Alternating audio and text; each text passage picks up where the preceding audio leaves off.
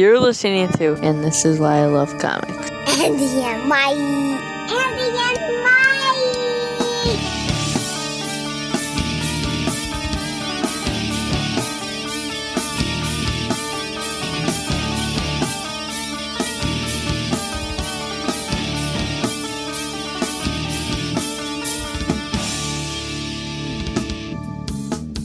Please elaborate.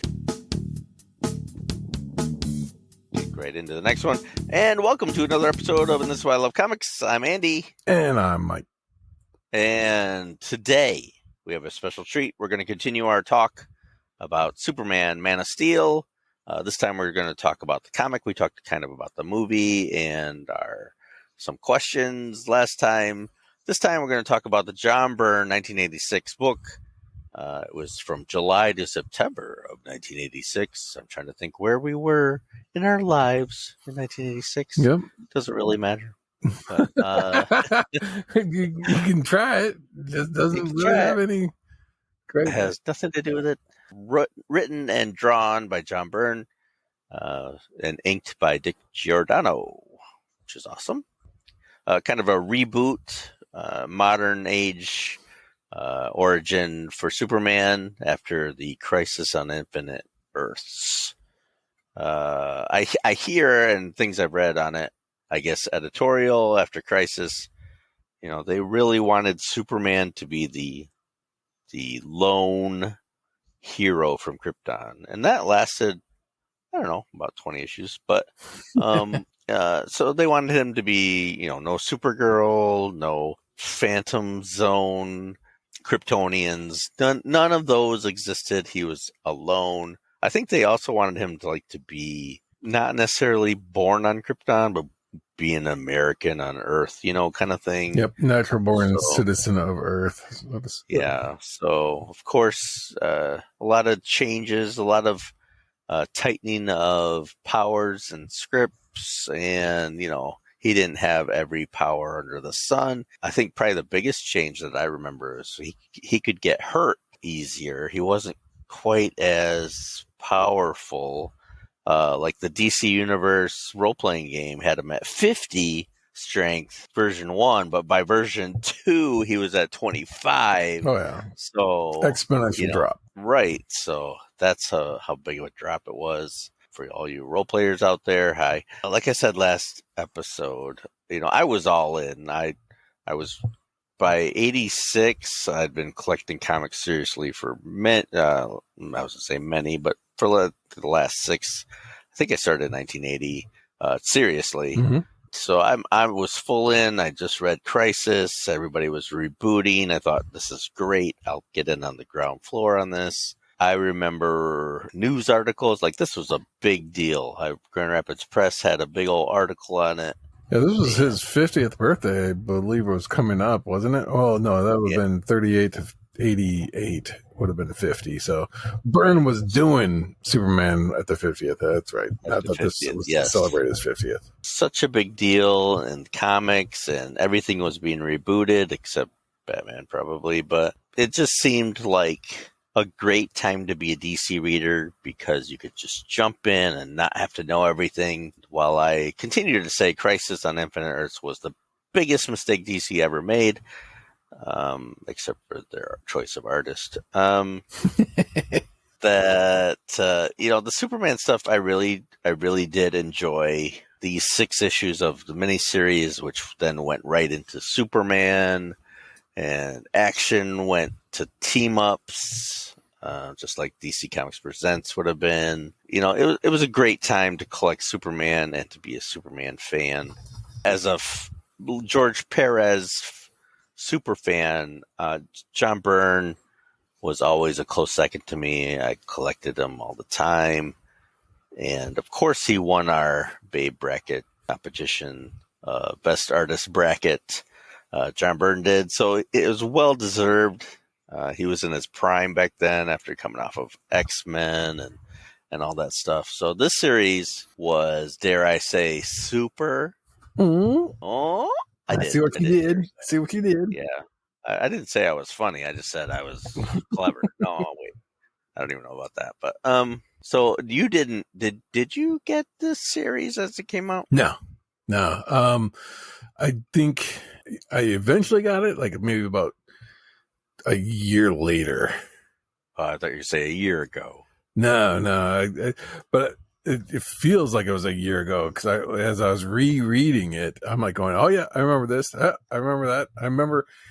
There was one panel in particular that looked so non-Byrne like that if it were Marvel, I would have just said, "Oh, they probably had a bullpen artist drawing this panel."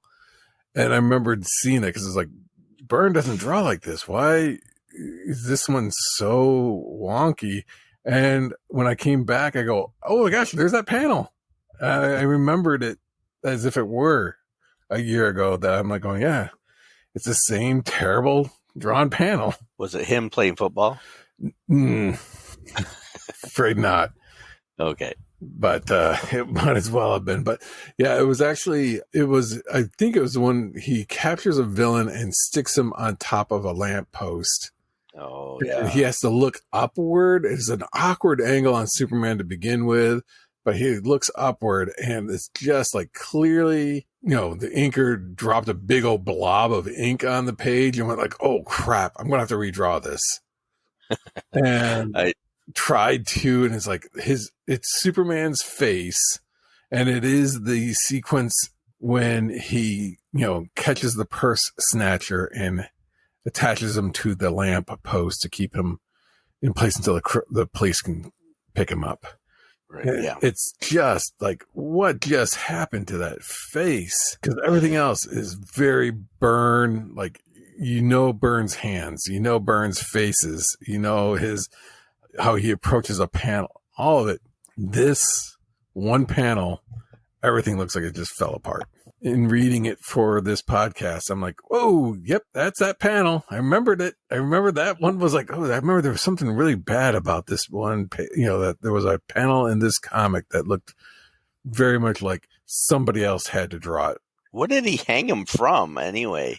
Like, I know he put him on the lamppost, but what part of his body is hanging onto the lamppost? Crushes him into, using his super strength, he compresses the guy into a trash bin and then shoves the trash bin onto the lamppost, thus pinning him up there.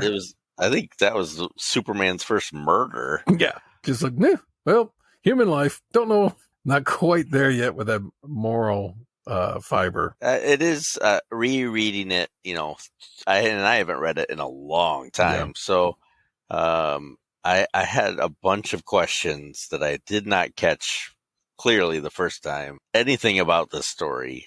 Of course, was this the first multi-covered book? This is the first one I remember where they had like the Man of Steel where he's ripping his shirt open. Yeah. And then they had another one where Krypton. Where the Kryptonian front cover. Yeah, so of course I bought the cool exclusive collector's edition one. Yeah, because it said collector's edition on it. This is the one you want. I'm a collector. And then you realize that all the other issues have matching covers except for this one. Yes. Right. So it's an oddball. I would think the regular cover is probably rare. Probably everybody got the special collector's edition. Yeah. If everybody's special, nobody's special. If everybody got the special cover, that cover's not the special cover. Now, what I did like about this miniseries was, this is the essence of Superman. If you didn't know the character and you read these 6 issues, you came out of it understanding basics. Like, okay, here's Superman. Here's Lex Luthor. He lives in, they live in Metropolis. He's interested in Lois Lane. There's his parents. Here's his powers set. I think it's a good setup. Like if you always come back to this 6 issues DC Comics, then you've got the basic setup every time for your rebooted Superman. Yeah. It's a very clean approach. One thing that really stuck out to me was in reading the first 2 issues, and then there are some lesser elements of it. but how much of the Superman the movie, the Christopher Reeve movie, is directly ripped off in order to make those first couple of issues. Because you think about, like, the movie opens, with Marlon Brando explaining. Now, granted, this is an origin. It's the same origin. But there's so many of these cues that are like, yep, that's right from the movie. That's right from the movie. The spaceship. It's the two of them alone trying to figure out, like, what do we do with this kiddo? We're going to launch him into space. And it's like, and even down to, like, it's such a primitive planet that you're sending them to. I remember that in the Christopher Reeve movie, and Lara says it here. And it's like, oh, barbarians, and then the planet. Oh, they had no shirts. Yeah. and then the whole football sequence. And I remember watching that in the Superman movie, that they cut the whole, like, we found you as a baby right out of the gates, but here's a football game, and he's doing really, really well at the football game. He gets carried away. And in the Superman movie, same thing happens here. Clark gets carried away. He finds out about his true origins shortly after that. In the movie, in the comic book, they explain his true origin at that point. They show him lifting the truck, almost the same kind of truck that the baby lifted in the Superman movie, and it's just like, and then it's an older version. And I know that they've always been kind of old for the most part. And that's where I think James Gunn's new take on Superman is Ma and Pa Kent are not the ancient, Andrew Wyeth farmland. It's more suburban. Right. Yeah, that was my first question on my list, is what aged Martha so quickly? Like, 18 years later, and she looks like she had 12 kids and, was on her deathbed. Yeah. Kind of thing. Yeah, like, she's not Clark's mother, it's great grandmother. So they aged up pretty quick. And I don't know, I'm trying to remember how Superman was introduced in the radio program, because obviously, in the Golden Age, he just was there. But even, like, saving an airplane, and he's underneath the wing in the Superman in the movie, and here he's underneath, and they have, like, a camera looking at him, and it's like, don't look, just fly. In the Superman the movie, here he is. Don't know who it is, but we're safe. And you're like, makes the costume, and instead of it being that he's got the costume in the Fortress of Solitude like it is in the Superman the movie, that's a little bit different. But even, like, the flying around Metropolis feels very much like, what Superman did to kind of present himself to Metropolis. Instead of rescuing the cat in the tree, he hangs up the criminal. And then, in the Superman the movie, when he captures rescues the cat, he flies off and he says, bye now. Christopher Reeve says that. Here, he captures the criminal, sticks him up into the tree as opposed to rescuing the cat out of the tree, and then flies off and literally says, bye now. Just bullets bouncing off of him. There's a lot that's very much similar. And then the scoop, I believe in the Superman the movie, that Superman gets I guess Lois Lane did get the initial interview. Yeah, I like Pink very much, Lois. Yeah. I do have a question. Superman, Clark, has his last football game and then gets yelled at by Pa. They show him the rocket and, hey, you're an alien. And then he goes, okay, I got to go talk to someone. And then tomorrow I'm gonna explore the world. Did Clark Kent ever graduate from high school? I don't know. Because he left. Yeah. And, there's still, football is in the fall, so you still have most of the year left. I don't think Clark graduated from high school. Scandal. Yeah, and then I don't know if you are able to pull up that particular page of him, like when he's shown the rocket ship. So Pa was like, yeah, it's still in the same field. We never moved it after 18 years. All we did was just put some boards over it and told everybody to keep out. And it's like, I guess that's security for one way to do it. Yeah, an alien craft. You don't, like, we got to bury this thing, and as if it'll never, but they just like, no, we're just going to put some planks of wood on top of it. We're good. I mean, in Smallville, they put it in the barn. Yeah, but at least, and then put a tarp on top. No, they put it in the underground. Yeah, it was they? underground. They gutted it. Yeah. But on that same thing where he opens it up, he gets closer to the rocket ship, and you can see a little bit of green debris on the side of the rocket. Very, very subtle. But it's like clearly that was like a piece of krypton, the radioactive kryptonite embedded on the rocket ship. But as they're like going, let's go home, we gotta go figure this out, they get in the car and they drive off, and then there is a silhouette of a mystery figure, Phantom Stranger, and it's like, who the heck was that? And I kept thinking like, well, they're going to reveal it within this 6-issue series, because if you introduce a gun in Act 1 kind of a thing, you better come back, you better use it by the end of the play. And there's zero reference of it, at least in this series. That's true. And in regard to the kryptonite, even when the rocket took off from Krypton, you see it hit the rocket before it hyperspaced. Yeah. The kryptonite. And I thought that was good, because that way it kind of shows like, oh, and he explained that the planet has turned radioactive, and that's what's causing it to explode, but that's also poisoning the natives on on Krypton already. So many people are dying. Yeah, the Green Death. And it's like, oh, okay, that's, I will say I like the logic, and I like that he was trying to put a little bit more thought into it, and not just like, the planet's about to explode, let's get the kid off. And then it's like, well, then why is kryptonite deadly to Superman? I think in the comics, didn't it say like it went through, the bits and pieces of kryptonite went through radioactive, fields, radiation fields, as they were traveling through space, and by the time it hit Earth, that's why it was different colors too. Yeah, it had gone through different radiations and changed it. But this was like, we got it boiled down to just green kryptonite, and that's it. There is no rainbow of fruit flavors when it comes to kryptonite. It's just green, and it has fatal process. I remember the first time in this series was after Byrne left.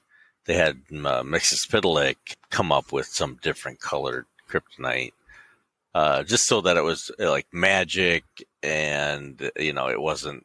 They still stuck with just the green, in reality, but in the magical realm, there's other kinds of kryptonite, and then eventually they just ignored all that, and suddenly there was all kinds of kryptonite again. Yep.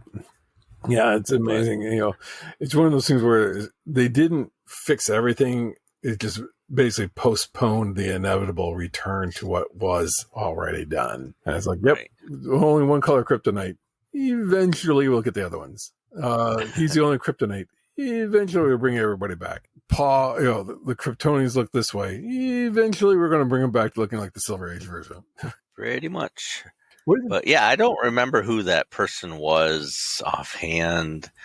I mean, I think it was the person that stole the rocket later, maybe. So someone Luthor-like, but I don't remember. Maybe we'll find out later. Now, a funny thing is when they find Clark in the rocket, and then there's this snowstorm conceals it. So they never took him to the orphanage or anything like that, which, they passed him off as their son. I do remember a story later on when the Manhunters were taking control of certain characters, or they'd been there all along. I remember the story was that they created that snowstorm. So I'm not sure how that fit into everything. It was kind of weird, but cool. Yeah. Did you note that there was a line in there when they were saying like this snowstorm, and it was like the storm of the century. It was, that kind of a thing. And it was like, they basically were like, yep, we didn't get back to Smallville for 5 months. And I'm thinking, how much food did they have that if they didn't leave their farm did they really have 5 months worth of food? I'm looking in my own pantry, and there are times where there's nothing to eat in here. Right. You know, I don't have enough food for 5 minutes. yeah, we're out of ho-hos. We're starving over here. But it's like 5 months of food. It's like, mercy. That's some. I understood it was like to help hide the pregnancy. And again, we're talking aliens. We're talking Superman. So suspension of disbelief. That's fine. But 5 months of not, basically they said didn't get back into Smallville. It's like, you could have, Paul Kent could have gone in. It's like, Martha's a little feeling, she's got a hankering for ice cream and dill pickles, starting to plant the seeds, Right. Of like, she's So to speak. expecting, and then, but this baby's already a baby. So that baby would be now 5 months older.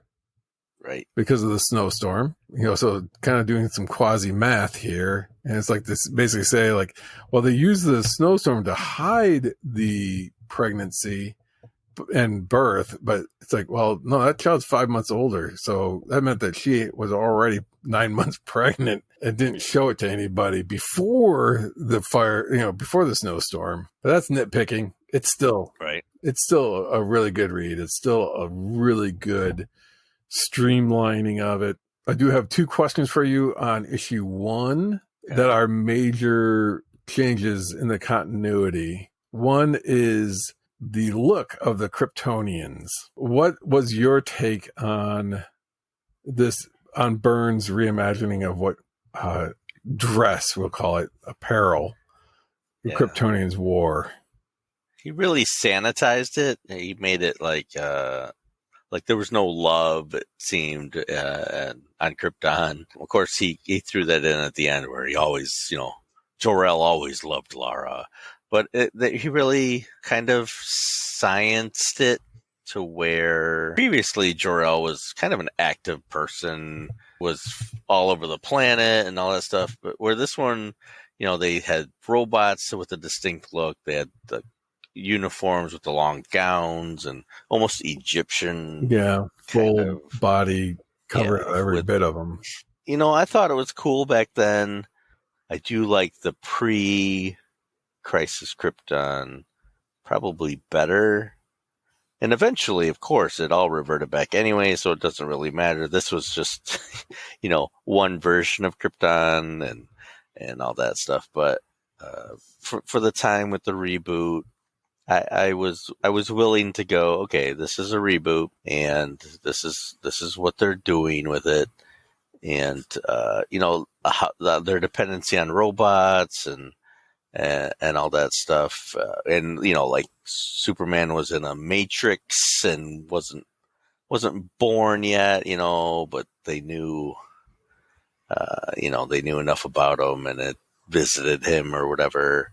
It's still not my favorite. I think Byrne did a good job of condensing it all into one kind of mythos.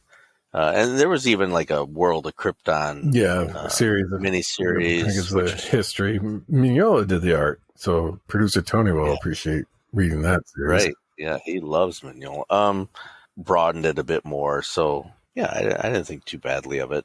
I didn't care for the rocket itself, but it was a little lackluster, especially when you see all the different kind of technology that was there. But he does try to explain it in a sense, saying like they attached the hyperlight drive is attached, so it's like that's just a drive, retrofit it to hold on to this gestation thing. So that's part of it. And I also found it interesting that there was not really a noble, like, we're sending him to Kansas where he'll become this super nice guy, that there's basically a line that he has Jor-El say, and that is basically, in time, he'll become the supreme being on that planet. Right. And it's like, holy crap, that's a different take. It was never like, you may think there's a force of good. This kid's going to be the biggest thing that's ever going to, and he's going to rule them all. Right. I was like, ooh, that's kind of implied something like that. I don't recall in the Silver Age version of the Kryptonians that it was like, he was fully intending that Kal-El would dominate the planet. and make it his Yeah, own. I'm not sure I like that version where, where they studied it so much and he'll have all these, like, I almost wish they just, I'm trying to save his life. I'm going to send him here. I know he can Yep, survive. this will do. And yeah, This will he might have be to a little do. bit stronger, but, I'm sending him here where he'll be a god. The next question I had for you, though, was what about the absence of Superboy? He basically winds up getting his powers, and more powers are revealed as he's getting older. It's like, oh, I could do this originally. Now I can do this. And now I can do this. Now. And then he's finally in his football teens, and they're like, okay, let's do this. Let's make it official. And, but he was never Superboy. Are you really going to get me into this? Yep, This because I question? know you're a Legion of Superheroes fan, so That's why I hate the Crisis on Infinite Earths, what it did to Legion, and Superboy was a big part of it. Yeah, I hated that. Even after reading it this time, like why they necessarily thought that they didn't have him spend time as Superboy. I mean, I kind of get it that they wanted just a Superman and didn't want to wash it with his early adventures. Like they wanted all his firsts to be when he was an adult. It was such an important part of the original Superman, where he learned how to be a hero by looking up to some of the Legion people, and they looked up to him. So there was kind of like he finally had friends that he could hang out with that had powers too. So it kind of made him accept who he was and how special it was that he had these powers and he could let loose in the future and all that stuff. So all that kind of made Superboy be Superman and how he was. So cutting that out,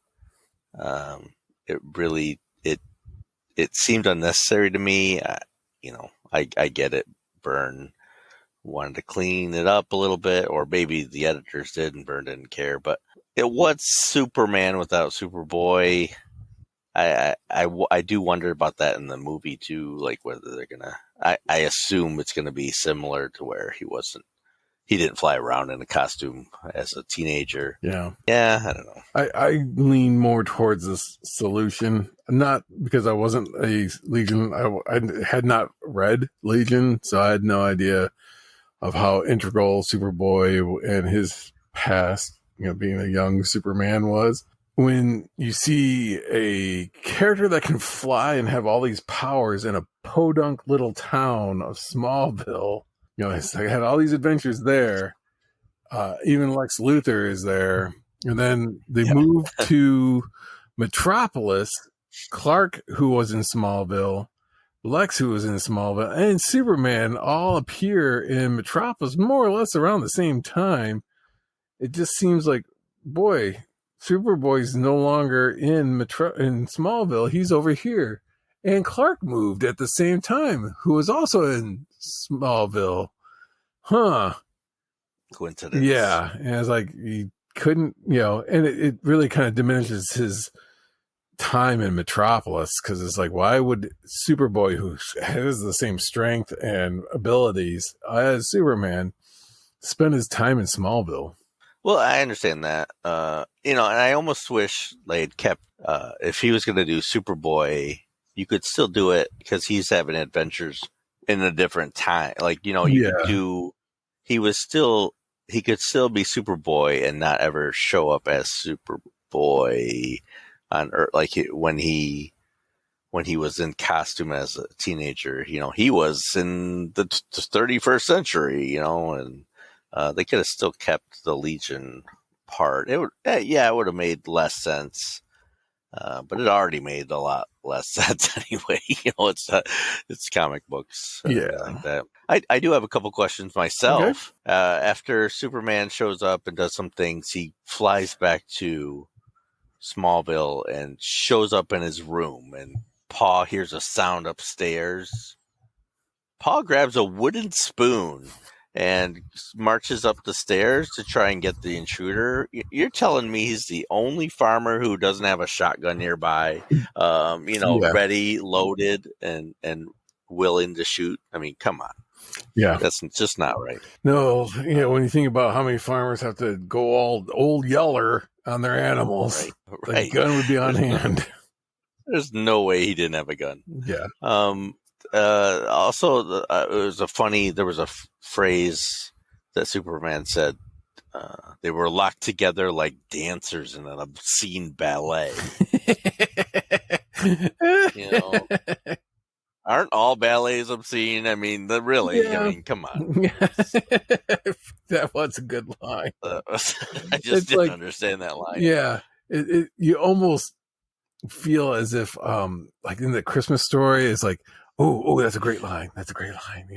Never has more powerful words been, from a 2-penny pencil. It's like you can almost hear John Byrne going like, "Oh, I did it right there, man. That's the one." Poetry, man, poetry. Yeah, it's like still locked together like dancers in some obscene ballet. Now, Ma Kent sews him his uniform, whatever like that. And then Clark just strips down right in front of his parents. And, I'm kind of uncomfortable with the way he stripped down in front of his parents, like full on, he had to change everything about it. Oh, yeah. So he's like, Ma and Pa are just sitting there, Pa's smoking a pipe, while he's watching his super son. Yeah, you can't hear that chicka chicka wonk wonk in the background being played. Just really made me uncomfortable. Well, there's like not a whole lot of entertainment there, and the main problem with Superman was it's in the DC universe. You have the 1940s superheroes and all that stuff, and then he's meant to be the first hero. Like you've now placed him in the 80s, but you still have a history of heroes in the 40s. So, he isn't the first one to be seen to fly, to save people. He's not the first hero. Yeah, because Dr. Fate, technically, depending on when he falls into continuity. So, there's no acknowledgement of heroes prior to this. And I understand, whatever, it's a reboot. But it just seemed kind of odd, not a place that they made such a big deal out of this, new person flying. People have done it 40 years ago and supposedly later, but you had a number of heroes already in the world. Superman traditionally first hero, but not in a rebooted DC universe anymore, because there's obviously, when it gets to the Batman issue, it's like, how long has Superman been around when he encounters Batman? Yeah. And Batman apparently has been around long enough that it's like, I know this city. I know, it's like, okay, so in order to have known the city, he's been around as Batman for quite a while. So, Lex goes to South America for a year, and they make it seem like he never shows up again for a year. But he's like the richest man. We haven't talked about Lex, but, they move him from crazy scientist guy to corporate owner of everything in Metropolis. And everything, which I liked. I liked the businessman Lex. It made more sense. Yep. It came down to his pride. There's this guy, he turns out to be an alien, and he's taking all the limelight and calling Metropolis his own. When Lex had to work hard and make his money and then buy things, it brought a new dynamic into the Lex versus Superman conflict. So I really did like this Lex Luthor that they created with this reboot.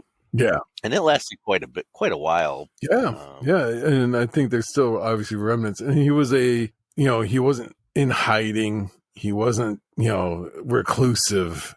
And nor was he really seen as a villain. And I still feel that's what makes great villains, is that in their own mind and eyes, they're not the villain. They see themselves as the hero. And, Dr. Doom is a perfect example of that. He's doing everything he can to help the citizens of Latveria. And he sees himself as, their beneficiary. but everybody else sees him as a villain. But his people love him. His people adore, Victor Von Doom. And here it's like he sees himself as like, I'm single-handedly making Metropolis the best place in the world. And then just quickly, almost overnight, all of his efforts are gone. And Superman's oblivious to what he had done. It's like he just is like, just by merely existing, Superman has replaced Lex in the hearts of the people of the city. What do you think of the implied relationship, though, between Lois and Lex? I kind of liked it because they really made it clear it was one way. Like Lex was infatuated with Lois, and Lois is like, I'll use you to get information and stories, but I'm not interested in Lex Luthor. Really. I kind of like that dynamic. Overall, Lois, in these first 6 issues, I didn't really care for her at all. She's kind of annoying more than anything else. I did like that Byrne was into dressing her up differently whenever he could. Like, he tried to, instead of the same clothes all the time, like she was always in something different, like someone in her status would be. Yeah. Overall, she seemed a lot of work, which probably is accurate. Like I think he did a good job of it. It just kind of annoyed me. Wow, I can't even say annoyed, but I did like, she planned, causes Superman to find her when she's in distress, and you've got me, who's got you? But and it seems like even the movie coming out, has this interview process where Lois will ask Superman some questions and all that. So there'll be some familiarity there too. But do you like John Byrne's Batman? Not necessarily. I mean, it was old school, no yellow on the symbol. Yeah. He took a lot of cues from other like older artists. Like, he did the weird shadowing in Batman's cape that had like the scallopy kind of spikiness on the inside of the cape for weird. And it's like, I don't, that's kind of like a Dick Sprang kind of a thing to have done. So I don't know what that was supposed to represent here during Byrne's iteration of it. Blue costume, not black, blue. Yeah.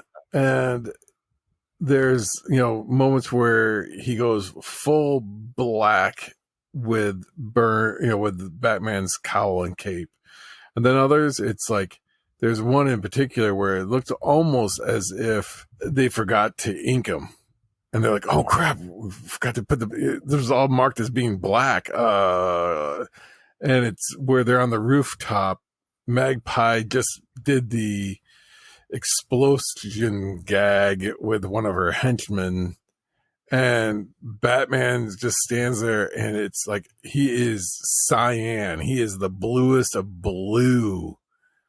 And it's like there's not a shadow anywhere on him, because inevitably most people put that like black forehead shadowing on him. Here, nothing. It is just a line drawing and barely any inks. It's like, whoa, what just happened on this panel? Yeah, and then Superman's also in that panel, and he is sharp, like he is inked. And yeah, so I don't know what went down on that one. That particular issue, out of all of them, is, I would say, the most problematic. And the reason is Batman's already under I already have things 5 steps ahead planned out. And it's like, if you come and touch me, an innocent person will die. And it's like, what? And it's like, I knew that you would, could sense that I would be telling the truth. You could tell by my heartbeat changing if I were to have lied. So I had to do it. And I put the explosives on myself. No one really was in harm's way except for me. So if you did do something, and I'm like going, oh, brother, he's already like, right. There's a difference between being a great detective and a great strategist. And right. He's not the world's greatest detective is what they call him. And here he's like already planned things 5 steps ahead of Superman. And the biggest issue out of all of this particular issue is the Magpie character. Oh, good. You're going to talk about her. Good. What a character. What a memorable character to have in this issue. I mean, she has returned so many times. Yeah. In such a pivotal, like, this is a huge, it's like, this is the equivalent of, okay, we finally got all the family members together. Let's get our photos. Okay. And then Junior flips the bird in the camera and you don't notice it until it gets developed. And it's like, dang it, you've ruined the entire photo. This is the only time we got to see great grandma in the, and she died days after this. It was kind of like, Batman's got so many villains. You could have used any of them. And she's such a cliche of all the other villains he's got that it's like Magpie. And it was like, this one was like a throwaway character. I don't see why she was chosen unless Byrne already had something like this in mind. He wanted to use the character in X-Men, got denied. Wanted to use the character when he was drawing Hulk, denied. Wanted to use the character in Alpha Flight, denied. And then they're like, okay, you got a chance to do Superman, do whatever you want. Finally, Magpie it is. Right. It's kind of like a Sue Storm costume. Yeah. When she was, what was that character's name? Malice? Yeah, Malice. Yep. It definitely has that kind of feel. And then he's got the, Storm's mohawk with some weird wing hairdo thing on it. Joker attitude or gimmicks, and just a waste. I think she maybe had one more appearance and then one more. I remember some comic that said they were talking about villains of the past, and it was like, oh, remember what happened to Magpie? And then that was it, kind of thing. Yeah. Like, I don't know, what a waste. I would have loved to have seen, like you said, a Two-Face or something more traditional with a Byrne take on it. It would have been pretty cool, probably.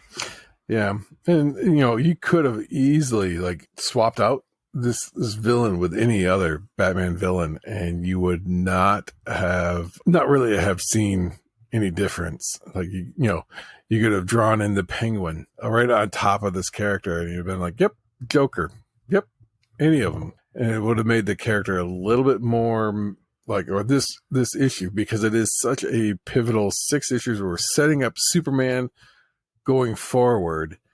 And it's like, this is Superman's first meeting with Batman. Should also have been first meeting with Batman and one of Batman's true enemies. But I don't know if it would have been, because especially as it leads into the next issue, which is the Lex Luthor issue. So then he's like, oh man, arch nemesis. I wonder if Superman's got an arch nemesis. Oh, he does. It's Lex Luthor. Then the next issue rolls that out. But everybody's got a nemesis. Yeah, but they kind of boil it out into a super generic Magpie villain. You're like, yeah, I'm good. That does bring me to a creepy point. Not in this issue, it was in the last one, where it says Superman knows where everyone lives. To me, he tells Lois, "I know where everyone lives, Miss Lane." I didn't realize Superman came across as so creepy in this series. Very stalker-like, yes. Very like I've tracked you down. I know what color underwear. I guess, has Superman always been creepy? Because now I'm beginning to think that's why I liked him. Very relatable. I did like that Byrne tried to explain why Superman doesn't have a beard. Yeah, and explain his physique. Why he looks a lot. Because they made, Clark a wide bodybuilder type body, as opposed to Christopher Reeve's skinny, gotta bend over a little bit to slouch. Show I'm a weakling, and clumsy weakling, They do reference that he's wearing Paul Kent's glasses and he slouches even in, they tell him that he slouches. So it is part of But kind I of will thing. say Henry Cavill, going back to the Henry Cavill from the previous, episode, he stood out in front of Times Square wearing a Superman emblem shirt, and no one stopped him at all. I still feel as if it's his alien physique. He doesn't need to have the bulk. Like when Ed McGuinness drew the Superman comics, he really bulked Superman out, almost to the point where it's like, I don't think Roids. yeah, yeah, exactly.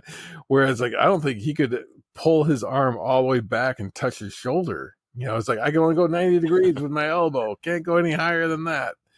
My bicep Right. preventing me from flexing, the rest of the way. Yeah, but you remember, he's also Clark Kent. How does he, convey Clark Kent with that kind of a bulk to Superman? It made more sense if he was just more slim, but his alien physique, his muscles work in a slightly different way. They're more dense, whatever you want to say it. You don't have to put science behind it necessarily, but, something more involved, more engaged than, he doesn't have to be a bulky dude. Superman can sense when his picture's taken. Explain that one to me. Yeah, that one, that one's a... Maybe the sound of the picture, I guess. But I mean, if the problem is, and this is again with any super hearing, is the filtering of the sounds. How are you aware that there is with everything else? I can hear everything. If you can hear everything, it's going to drive you nuts. You have to tune some stuff out so you can focus on other things. So to just casually hear a camera click, yeah, I don't know. Right. That's a little... I mean, he's Superman, so he could file away every other noise and hear it later. I don't know what. Yeah, he's able to reference it again. Well, in that case, it kind of gets contradicted by the fact that Batman can disappear under, and it's like, where did he go? And it's like, and then he's over on the rooftop. We're on this other roof. And it's like, you couldn't hear him land. You couldn't hear him breathe heavily or oof as he lands on top of a roof. He drops from, I don't know, it looks like about 500 feet and then lands on a roof. And oh, there he is. Oh, yeah. Oh, he's over there. It's like, I can hear a camera, but I can't recognize a heartbeat that's on top of a rooftop over there. It's like, but he's Batman. He's ready. He was ready for it. Yeah, he was able to stop the pulse of his heart in order to... Right. What did you think about the introduction of Bizarro? I did like that Bizarro was a clone of Superman. And I'm trying to remember how the Silver Age Bizarro came about. I do feel as if he was also a clone of Superman. And then but he had a whole planet. Yeah, and then Superman found a planet for him to live on. And then that's why Bizarro would keep coming back, going like, well, I need something else on my planet. I need something else on my planet. Eventually, they made, Bizarro World. And I feel like that was a good approach. I like the fact that he was like an imperfect clone of Superman. I don't know where Lex got the materials to make a clone. Did I read over that and miss it? I mean, they had all those sensors and scanners, and he visited Lex, but it didn't really say where the genetic information came from. It was incoming DNA from the sensors, but I didn't see where they pulled that from. I did like that they thought, at that point they thought Superman was still human. Yeah. And then that's when they discovered, oh wait, he's an alien. Yeah, and that's why cool. It was not quite successful. I'm not a fan of, I scanned on a molecular level and then they built something in the gestation tube and twofold things happened that I'm like, no. One, we are, we're feeding this into a matrix. So it's like, okay. And they show kind of a body in this thing. But when the body emerges, he's got a full exact replica of Superman's costume. No, he would have come out of there like buck naked. He would not. It was the DNA of his costume. Yeah, apparently that they replicated everything, even down to the costume. And it's like, okay, that's a little bit okay. You've gone too far on that one. And then part 2 is that it says, like, the sensors hidden throughout our office scanned every part of Superman's cellular and molecular structure. And then somehow this Bizarro, through the scanning of molecules, various atoms joining hands, somehow managed to scan so well that his memories are scanned.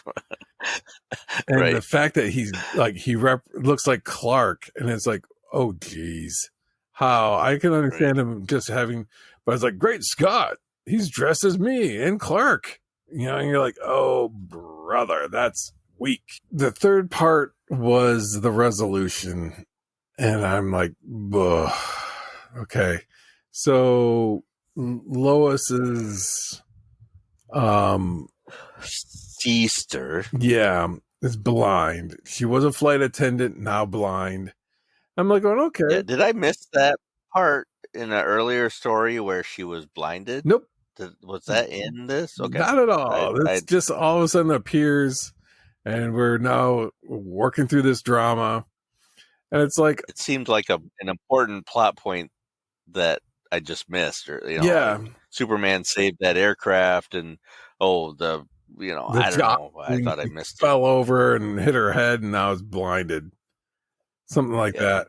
Like Superman scans the cells of his clone, and it's like, this has got me thinking. And then explodes the clone, and the powder lands in all Metropolis. He explodes in the right spot with the right quantity at the right moment when her eyes are open and she regains her sight. And it's like, science. Yeah. Follow the science. And even Superman is like going about, your vision being partially restored after contact with the creature. And then I thought, if I just explode it, instead of studying, nothing harmful could be done here. No. And then you think about, like, well, if this returned eyesight to one person, what is this powder doing to everybody in that entire block neighborhood? That's getting this powder sprinkled on them. It's like, does everybody get some sort of magic? It's like, yeah, for some reason this whole neighborhood never has had cancer. Don't know. Or glasses. Their vision's all 20/20. Yeah. It's really strange. Yeah, I don't remember Lucy existing prior to this reboot. I didn't do any research on it, so maybe she did, but this is a new character for me. I like how everyone just ignores the fact that Lucy tried to commit suicide. Yeah. And obviously needs some help mentally. I'm not sure if that was ever addressed ever again, but she jumped out of a window to die. Yeah. No one said anything about it. A little bit dark moment. Okay. And moving on. Well, you didn't die, so that's okay. It didn't ultimately happen, so that's a free pass. Doing a little bit of a Google on this one, I have zero recollection, but apparently Lucy Lane has been around for quite a while. She was introduced in Superman's pal Jimmy Olsen number 36 in April of 1959. So much older character than I thought. Yeah. I was not aware. Before diving too far into almost wrapping up this series and our kind of recollections of weird moments or interesting moments or unique features, having read this as an origin, and especially those first few issues that were very much not necessarily beat for beat, but still key elements of him playing football, in high school, and saying bye now, and referencing moments from the Superman the movie. When you read Superman in his speech bubbles, are you reading it with anybody's as an actor saying those lines? Sean Connery, of course. Hey, Lois, Uh, I really appreciate. no, trying to out of memory, whether I've actually was it a Christopher Reeve voice, was it a Henry Cavill voice? I don't. I think probably Christopher Reeve more often than not. I don't know why. That's not how I see this character, but probably because it was so prevalent back in the '80s that voice was very much around all the time. Probably that. But not the Now voice of more. the Super Friends version of Superman? No. And surprisingly, though, I think as I read this this last time for the podcast, I kind of caught myself going to the Smallville Tom Welling kind of voice. I never really thought about till you asked that question, but that's just kind of what I lean to, and I'm not sure why, because I didn't even watch all that much of Smallville either. But it certainly wasn't Dean Cain, but No Kirk Allen? but I think it was more of a Tom Welling kind of voice to me. I'll have to go to therapy and analyze why that Of all of them, the one that did Right. not get dressed up in the Superman costume is the Superman of choice. Do you hear voices when you when you read? Yeah, they keep telling me dangerous things. They won't be quiet. Yeah, there's a few that I just instinctively kind of go to because obviously here in the animated series Batman and Christopher Reeve, oddly enough, it's Ed Asner I hear as Lex Luthor, not Clancy Brown, but as yeah. And it's the Lou Grant era of Ed Asner makes it sound like, okay, that's the voice that I hear when I'm reading this version of Lex Luthor. Freudian slip. Sorry. That's interesting. Ed Asner would not have been on my top 10 list. Voices I hear. Okay, Ed Asner. Now I'm gonna have to. I could see a Perry White for Ed Asner. Yeah, that's what it was weird, and it's not. I mean, it just seemed to flow better because I think because of the body shape and how Byrne drew him with more of a wide, rounder head for Luthor, that it was very much an Ed Asner like head. Clancy Brown did a good job in the animated series, but this is not the same Luthor. This is kind of a slimy, conniving billionaire and not a sophisticated billionaire that the animated series kind of made him out to be. This is a guy who you can just kind of feel like he's a little bit greasy, and Ed Asner always, like most things from the 70s, came across very greasy. Now, the last issue of the series, he kind of goes back to Smallville, and his parents are really old now. He meets up with Lana, and we find out Lana, always had a crush on him, and almost wished that he had proposed and all that stuff. In my head canon, only it's having flashbacks to Jor-El and stuff like that. But in my head canon, Clark lost his virginity to Lana. Don't you think? I mean, I think. Yeah. They're more than friends. It was phrased like that. I think, which I'm not judging, but yeah, I in my head canon that probably happened that way. Yeah, there definitely feels like there was more than just platonic friends going on there. Right. Because it's just like, she had so many, like, this is small, rural, the houses are all run down, there's no real prospects. And if he was the football star that he was showing himself to be, she would have latched on to him like, you're my ticket out of this place, and right. I will do whatever it's going to take to get out of this place. Friday Night Lights. Yeah. Superman learns Kryptonian like in 3 minutes. Rosetta Stoned it. Well, he does have like that. The vision of Jor-El shows up, and it's like, be silent and learn. Zap. Well, I mean, we've learned aliens learn languages way faster than than us humans. Yeah, and it only takes one know. Macintosh laptop to destroy an entire alien invasion, according to Independence Right. Day. And Starfire can just kiss Robin and learn English. That's And, yeah. it's the writer's way of getting out of having to write Kryptonian every 5 seconds. Yeah. But it's kind of neat. The rocket's missing, and we never find out anything about that.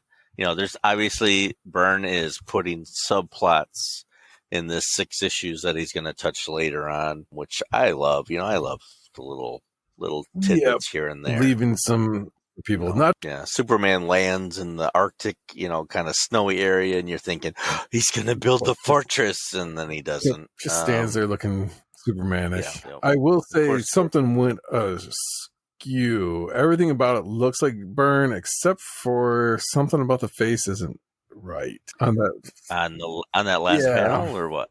It's like everything was like Byrne. I don't know. I'm zooming in. Yeah, like a Dick Giordano kind of over. Yeah, it's kind of like, well, and that's happened. Like one of my favorite books was that this Super Friends Treasury Edition, and that had like all the characters from the Super Friends on the front cover, and it's done by obviously Alex Toth, so it was like brilliant, and yet the Superman face was garbage. I remember and it's that. like, what just, and as a kid, it's like, boy, his face looks like Toth had that nice even line, like he everything had a purpose, but this face was like this goofy, and it was like, what is, and then you find out, yeah, they had another artist come in, wipe out Alex Toth's face that he had drawn for Superman, and put on a more DC Comics approved version of Superman's face. And they did that with Kirby. How many Superman, Jimmy Olsen comics did they have somebody else come in and redraw over Jack Kirby in order to get the DC look of Superman and not the Kirby look of Superman? Yeah, I mean, overall, we haven't talked about really a lot about John Byrne's art. Producer Tony will be happy to hear that I think throughout this series, at least, shortly after he did Superman #1 and stuff like that, like, I think he was on top of his game. His panel work was smooth. You could tell he was a veteran by this time, and he knew what he had to put on. I mean, his backgrounds were limited, simple. It wasn't George Perez backgrounds where Perez would spend, too many hours putting in bricks. Yeah. His face, I used to joke that, Byrne had one face and it always looked like Superman. But I think going back through here, I could tell some differences and wasn't quite as cloned as I thought. He had some great little gimmicks, like when people were shooting at Superman and Superman would crush the gun. Lana and Lara were kind of merging while he was tripping and stuff, and just you could just see the eyes, and they were different. He had some good tricks that I really appreciated. I didn't like his Batman, but overall, I think Byrne did a great job on the art. And we've talked about Byrne in the past because he's won things regrettably, but he. He's consistent, and he's a consistent storyteller. He's got, some standard things that he does, but what artist doesn't, have things that he think about? Yeah, and I think it holds up very well. Solid storytelling throughout, both visually, written, plot, pacing. Some decisions that were like, Magpie didn't have to be Magpie. Everything was self-contained, but there still felt like there was a good through story being told of this is Superman's introduction to the DC universe, not necessarily a full origin, but like this kind of helps establish all the key points and the key players in this revised post-crisis Superman world. Yep. Thought all in all, very good. Like you said, Byrne doing well. The inking was, for the most part, very, very solid. I still think that Giordano with Garcia Lopez is probably the best pairing, but this was really good, because, you think about Byrne, you would think about, well, he was inked by Terry Austin, but I don't think Terry Austin made the transition over to DC and so they had to find somebody else who had to kind of get up to the, like, what is Byrne's, how loose is Byrne? How much do I need to keep? How much can I get rid of? Terry Austin had that down, and then obviously Byrne eventually just gets to the point where he's like, I'm doing it all myself, writing, editing, inking, drawing, creating, coloring. Yeah. It's just like, dang, this dude's got absolutely the entire thing is on his shoulders. But this was, a great series to kind of like give you a good sense of Superman. You never read a Superman issue. This gives you the best, like you said, when things start to go off the rails, bring it back to the original. Like, this is our starting point. This is where everything stems from. If we're starting to veer too far, let's bring it back. Everybody reread this. Okay, now we can pick up and bring it back. And it's like, Smallville was not about Superman. It was about Clark. So let's not have anything Superman related in Smallville. It might be that Lana's had this secret that she's had to deal with. And like, what are the repercussions that Lana had to deal with? And it's like, man, this is great. That's a good story arc on its own. Let's focus on that, So there's enough seeds that got planted, enough understanding that made it like, I can see how this can go forward for a good long time without, really missing a beat. And, because he followed this one up. I'm trying to think if he jumped right from this into Superman in Action Comics and relaunched both of those with Superman 1 and Action Comics. I don't remember what number he started on that. And then they introduced that Adventures of Superman, which was Ordway doing the art on that one. Yeah, but then it was a great run on both of those. But then, like you said, he did 3 additional 6-issue series because there's the World of Krypton, the World of Smallville, and World of Metropolis. He had a series for each one. I'm not sure I've read all those series, but I know I read the Krypton one. Yeah. I was looking right now. I only have number 1 of the World of Smallville, so I know I haven't read that one. Yeah, and I don't have World of Metropolis. That's interesting. So, it kind of expands on it, and maybe that explains where the rocket ship is in one of those, maybe. Right, yeah. Probably. I don't know if you caught this small detail, and I don't know how to explain it away. And maybe they said, well, he altered the Superman's matrix, his gestation pod or whatever, in order to help make Jor-El and Lara more alien. He removed their eyebrows. So whenever you see those characters, 0 eyebrows. You are blowing my mind right now. Let me look. So I'm like, what are you talking about? No eyebrows. Of course they no, they never in any of these references to them, the Kryptonian, they are smooth, devoid of hair in any way visible. And then, and I think that's why she even swoons of like his bare, hairy chest, and she's, about to pass out from seeing that. And it's like, oh, ankles. If he's Kryptonian, right? How does Kal-El have eyebrows? Maybe they all shave them off. Yeah, maybe it's something like they get laser hair removal on a Kryptonian level at an early age. Yeah. So again, it's part of the matrix. Worthless observation. I got that covered. But it was just something that none of the Kryptonians had eyebrows, but Superman does. And it's like, well, if Superman's technically their kiddo, how the heck did he get eyebrows? And clearly, like when they show him getting dressed in front of his folks, he's got the hairy chest going there. Well, he is human. Thank you, Kirk. Yeah, if you have any ideas on why he's got hair, let us know. Our webpage is and this is why I love comics podcast.buzzsprout.com. Email us at this is why I love comics@gmail.com. Send us a note on our website. It'll go right to us. So we'll read it on the air. We'll even give you a special shout out. We're on the X, and this is why L1.